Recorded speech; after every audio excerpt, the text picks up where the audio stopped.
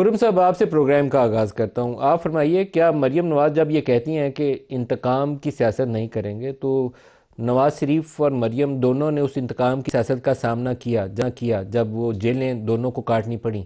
तो क्या Maryam chief minister बनने के बाद कुछ ऐसा कर सकती हैं कि जेलों में सियासी बुनियादों के ऊपर जिन खवातीन को या पॉलिटिकल वर्कर्स को जेलों में डाला गया है उनकी रिहाई के लिए कुछ इकदाम करें, कुछ ऐसा पॉजिटिव करें कि जिससे लोगों की ज़िंदगियों में आसानी पैदा हो जाए? ख़ास तौर पर ये जो पॉलिटिकल विक्टिमाइजेशन है, इसने पाकिस्तानी सियासत को पिछले 10-12 सालों में तबाह करके रख दिया है। तो क्या उसके लिए आगे बढ़ेंगी?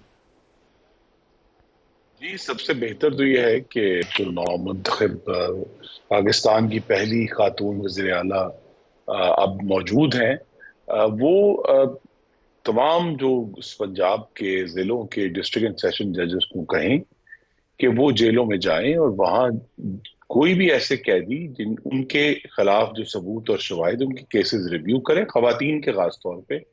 अगर जिनके खिलाफ शवाहिद शवाहिद नहीं है, उनको अगले 15 दिन में या 1 महीने में उनको रिहा कर दिया जाए। जिसमें अगर कोई सियासी कैदी है तो वो भी उसी तरह शामिल है, क्योंकि इसमें सिर्फ जो अगर कोई रेड लाइन है, वो 9 मई की रेड लाइन है। अगर जिन लोगों में अगर 9 मई की मंसूबा बंदी में, उसकी मुआवनत में और करने वालों में अगर कोई पाकिस्तान का शहरी मुलवस नहीं है, तो उसको जरूर रिहा होना चाहिए। और मरीम नवाज साहब को इस बात को यकीनी बनाना चाहिए कि लोग बिला वजह किसी भी जुर्म में, लेकिन 9 मई एक बड़ा जुर्म है, उसकी वजह से वो जेल में ना रहें। तो ये एक बहुत बड़ा जेस्चर होगा।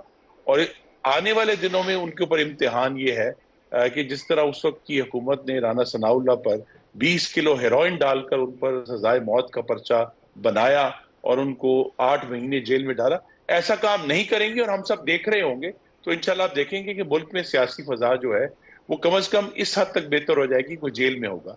लेकिन आज चूंकि मैं सूबाई असम्बली के तमाम कार्रवाई में शुरू से लेकर आखिर तक उसका अहली शाहिद हूँ, तो आज भी सुन्नी इत्तेहाद काउंसिल के अरकान के सामने मौका था कि वो इस जमहूरी अमल में हिस्सा लेते। और उस अमल के बाद जब वजीर आला ने तकरीर की, तो वो भी अपनी बात करते और अपना जो नुक्ता नजर था किसी भी हवाले से वो सामने रखते। लेकिन उन्होंने वो मौका गवा दिया और बाइकआउट के नाम पर जो उनके ऊपर जिम्मेदारी थी अपने वोटरों की नुमाइंदगी की, वो उन्होंने हम्म। पूरी नहीं की।